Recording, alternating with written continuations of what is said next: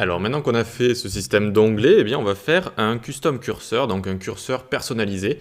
Quand on va passer notre souris ici, on va avoir un curseur personnalisé. Pourquoi j'ai envie de vous montrer ça? Déjà c'est assez sympa à réaliser et ensuite on va utiliser useRef. UseRef donc pour faire une référence à un élément et à un élément du DOM en l'occurrence et pour pouvoir utiliser des méthodes sur cet élément du DOM.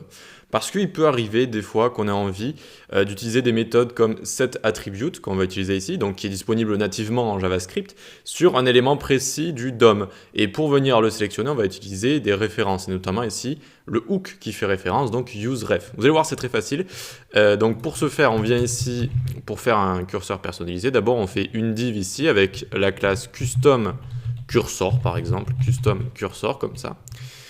Et donc c'est cette div ici qui va suivre notre souris et donc on va remplacer la souris par cette div. Ok, alors je réfléchis juste à comment je vais vous montrer tout ça. D'abord on va aller dans onglet.css et le body ici on n'a plus envie de s'en occuper dans onglet.css, on va plutôt s'en occuper dans app.css ici. D'ailleurs app.css on lui a rien supprimé, on peut faire CTRL-A. Hop, on supprime tout ici, on n'en a pas besoin. Juste dans onglet, on va y revenir légèrement et on va aller dans... Alors, qu'est-ce qui... le container ici, voilà. On va aller dans container donc et juste faire un margin 0 auto pour que notre onglet soit bien au milieu. Voilà, hop, pour qu'il soit bien au milieu. Ok. Donc on évite d'utiliser Flexbox sur les éléments tout simplement parce que vu que notre div ici bien, ça va être un élément, pour ne pas l'avoir centré par Flexbox et pour l'avoir bien positionné par rapport à notre curseur, on enlève ce système de Flexbox sur le body. Ok. Donc on retourne maintenant dans App CSS et on va gérer ce custom curseur et il va falloir d'abord donc le styliser. Donc le body, on lui enlève le curseur de base. Comment on fait? On fait cursor none. Et on met une hauteur de 100 VH à notre body, et on précise bien, même si c'est déjà le cas, une largeur de 100 VH, de 100%. Pardon. Donc vous voyez que ici, j'ai ma souris qui est sur mon élément, mais on ne la voit plus. Voilà, c'est normal. Ici, on va même pouvoir venir et faire all. Alors ça, c'est ce qu'on fait de base sur des sites. All, before, after. Box sizing, border box. Box sizing, border box. Et on enlève padding et margin des éléments. Pour pas avoir notamment ce genre de petits, de petits désagréments. Comme vous avez vu en bas à droite, on avait la scroll bar qui était apparue. Donc on enlève le margin et le padding du body, et box sizing border box, pour rappel, ça prend en compte les bordures et le remplissage dans le calcul de la hauteur et de la largeur des éléments. Voilà, donc c'est bien de mettre ça au début. Et on est obligé de faire élément universel pour tout sélectionner, sauf que ça ne sélectionne pas les pseudo-éléments, donc on le rajoute en général après, même si là on ne va pas utiliser de pseudo-éléments. Bref, du coup on vient ici, point custom cursor. On va faire donc un cursor personnalisé, légèrement personnalisé, juste une hauteur de 40 pixels, une largeur de 40 pixels, on lui met une bordure de 1 pixel solide hashtag 333, une couleur sombre, border radius 50% pour que ça fasse un cercle, position absolute, on va pouvoir le placer par rapport à là où on a la souris. Pour l'instant, vous voyez le cercle qui est apparu ici, en haut à droite, en haut à gauche, pardon, en haut à gauche, et on va lui mettre pointer event none. Ça va lui permettre de toujours pouvoir cliquer sur les éléments, d'accord? Donc le cursor va pouvoir toujours cliquer sur les éléments, notamment ici si on a envie de cliquer sur les onglets comme ça. Donc vous allez voir que quand on va avoir le curseur, on ne verra plus la souris comme ça. Quand on va avoir le curseur sur la souris, pour l'instant, on le voit toujours quand on passe sur les onglets. C'est normal. C'est normal. Donc on vient ici ensuite faire point custom cursor, before. On va rajouter un petit point rouge au milieu de notre cercle ici. Donc on rajoute un pseudo-élément à cursor, content vide, position absolute, top 50%, left 50%. La petite technique pour centrer un élément en position absolute, transform, translate, moins 50% et moins 50%. Donc on a vraiment envie de faire un point, donc là c'est notre pseudo-élément before, dans notre custom cursor, donc dans notre cercle qu'on a ici. Très bien, donc il est centré, on lui met une width de 5 pixels, une height de 5 pixels et un background crimson qui est une sorte de rouge un peu pourpre. Hop, et donc normalement là, tac, on a bien un petit carré qui est apparu. On le transforme en cercle avec border radius 50%. Hop, et là ça nous fait un petit cercle au milieu, voilà, pour avoir un petit curseur personnalisé sympathique. Maintenant quand on va cliquer, on a envie qu'il y ait une petite animation, donc ça va être la classe expand qu'on va rajouter. Hop, donc animation, on va l'appeler anime. Ça va prendre 0,2 secondes linéa. Hop. Et donc, on l'a créé juste en dessous, @keyframes, anime. Tac. À 0%, on a envie qu'elle soit transform scale 1. Alors, c'est pas obligé de rajouter 0% à chaque fois, mais quand je crée des animations, j'aime bien, comme ça, quand on a beaucoup de code, on se rend compte rapidement de quoi il s'agit. On démarre donc à transform scale 1, et puis on va le faire grossir dès qu'on clique notre curseur à 20% de plus, donc 1,2, et ensuite à 100%. Hop, on vient ici, tac, 100%, ça revient à 1 tout simplement. Donc on a fait notre CSS, très bien, on va pouvoir maintenant utiliser une référence avec useRef. Alors là, je suis dans onglet, on peut sortir d'onglet, on retourne dans app.js ici.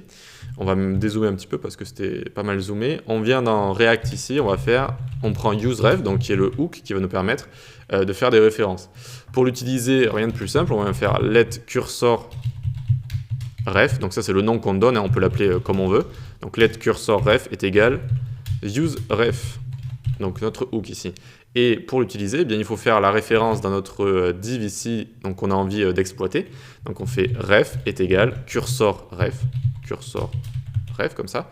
Donc on a créé une référence et on l'a appliquée à notre div ici. Donc maintenant on peut la manipuler et lui rajouter des méthodes JavaScript natives, notamment set attribute. Donc on aimerait que dès que notre souris bouge dans notre application, eh bien ça prenne les coordonnées. Comment on fait? Eh bien on va venir ici dans div app qui englobe le tout, on fait onMouseMove est égal, et on va appeler une méthode qui s'appelle mousePose, comme mouse position par exemple. Hop, const mousePose est égal, on prend l'événement pour en sortir la position sur X et sur Y. Et ici, alors déjà, ce qu'on peut faire, par exemple, log cursor ref, donc la référence qu'on vient de créer. On ouvre tout ça, hop, on ouvre, tac, notre console. Alors je l'ai juste sorti, hein, donc vous savez comment on fait, on appuie sur les 3 boutons ici, hop, on la décolle. Et regardez, quand je passe ma souris dans mon application, j'ai quelque chose qui est retourné ici. Eh bien, c'est notre div, donc pour y accéder, on appelle ça la propriété current plutôt, mais bon, désolé pour l'accent. Donc on peut faire cursor.current et ça va directement nous la retourner. Regardez, on revient ici. Hop, et vous voyez, ça nous le retourne. Alors c'est juste que ça en crée énormément, c'est pour ça que ça met un peu de temps. Hop, mais ça nous retourne bien. Donc div classe custom cursor, un peu comme en JavaScript natif quand on a envie tout simplement de sélectionner des éléments. Vous savez, on fait const et puis document.querySelector ou getElementById. Eh bien, c'est exactement la même chose ici en fait. D'accord? Donc on a réussi à le sélectionner. Maintenant qu'on l'a ici, eh bien, on va faire cursor.ref.current. Donc current, c'est l'élément en lui-même pour y accéder. Set attribute. Donc cet attribute, c'est une méthode en JavaScript natif. Et ici, donc, on va pouvoir lui passer en style donc le top et le left. Donc on va essayer de faire ça propre. Je vais dézoomer. Je pense que vous y voyez quand même assez bien si vous êtes sur ordinateur. Et donc ici, on va passer style, virgule. Donc là, on aurait pu mettre des apostrophes. Hein. Juste donc à style, on va changer la propriété top. Top, 2 points. $, e.page de y-20. Je reviendrai sur le -20 après, hein, c'est juste pour que ce soit bien centré. Hop, on vient juste après.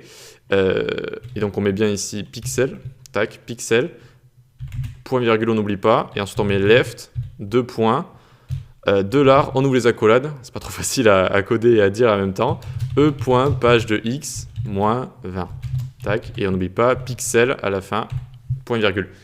Donc cet attribute style, donc on change le style, on change quelle propriété top et left. D'accord, donc là on ouvre les templates literals et ici on a envie de prendre de l'événement qu'on a ici, c'est-à-dire la position sur Y, la position sur X. Donc top, hein, la position sur Y et X pour left, de gauche à droite, de haut en bas. -20 c'est pour que ce soit bien centré. Vous voyez, donc on a bien notre curseur qui marche bien. So, regardez, si j'avais pas mis -20 ici, -20 qui est la moitié de notre élément ici. Vous voyez, il fait 40 et 40. Eh bien, je ne serai pas parfaitement centré en fait. Vous voyez là, je ne suis pas parfaitement centré. Alors oui, j'ai dit une bêtise tout à l'heure, je crois, quand j'ai dit pointer event none. Justement, c'est pour comment dire, autoriser le clic sur des éléments qui sont cliquables, qu'on a rajouté ça à notre div. Parce que si on l'avait enlevé, par exemple, regardez, on l'enlève. Alors, d'abord, je vais rajouter ici, hop, CTRL-Z, histoire que ce soit bien centré. Vous voyez, maintenant, c'est bien centré. Et donc, pointer event none, si je dis pas de bêtises, c'est une propriété qui n'est pas trop utilisée. Là, je ne peux pas cliquer, vous voyez. Je ne peux pas cliquer avec ma div ici, parce que ma div, elle est au-dessus, et elle empêche le clic, en fait, tout simplement. Donc, on met pointer event none. On va pouvoir toujours cliquer sur des éléments tels que input, bouton, etc. Ok, donc en fait, on enlève les éléments pointer sur notre div ici, et donc on a de nouveau accès à la souris qui est juste en dessous. Voilà, donc c'est à ça que ça sert. Ben voilà, ben écoutez, c'est juste useRef ici qui va permettre d'utiliser, donc de sélectionner un élément du DOM en fait. C'est ça le but de faire une référence. Donc on utilise useRef, on le crée, on fait la référence dans l'élément du DOM qu'on a envie d'utiliser et on utilise les méthodes qu'on veut sur cet élément. Voilà. Donc c'est useRef. Et bien on va pouvoir passer à la suite.